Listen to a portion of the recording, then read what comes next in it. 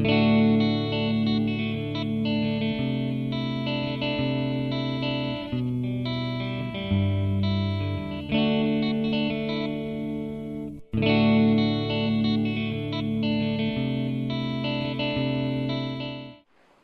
again, everyone. Chris Jarrett here at the Lake Champlain Maritime Museum. Welcome to another episode of the LCMM Insider.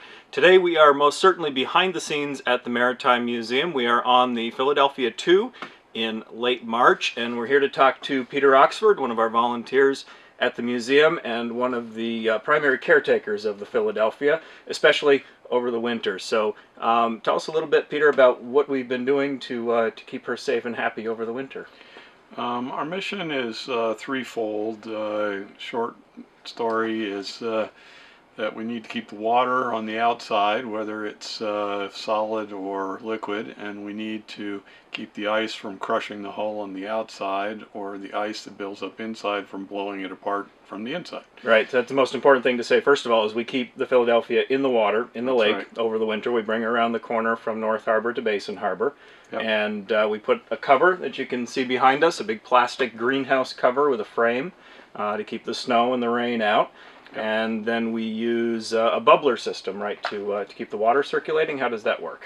Well, we set up an ice eater at the stern of the ship, which is a little narrower, and that pushes the water along the side of the hull, inside the cover, which is weighted, and that keeps a nice little foot-wide passage of water around the boat pretty much year-round.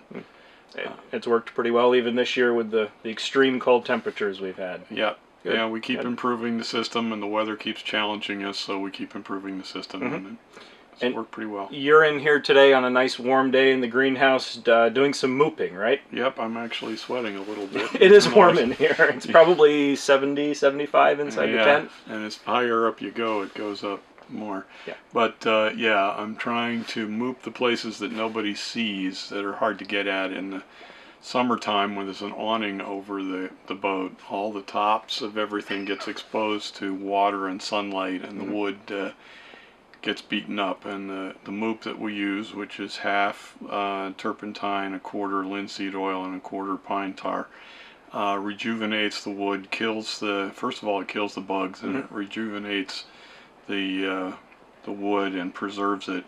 All right, well, we'll look forward to taking this cover off in the next couple of weeks, getting her re-rigged, moved back around to North Harbor and ready for the season. Yep, the mast is all moved, and the ratlins and everything that goes up in the air, blocks, are all ready to go. So good.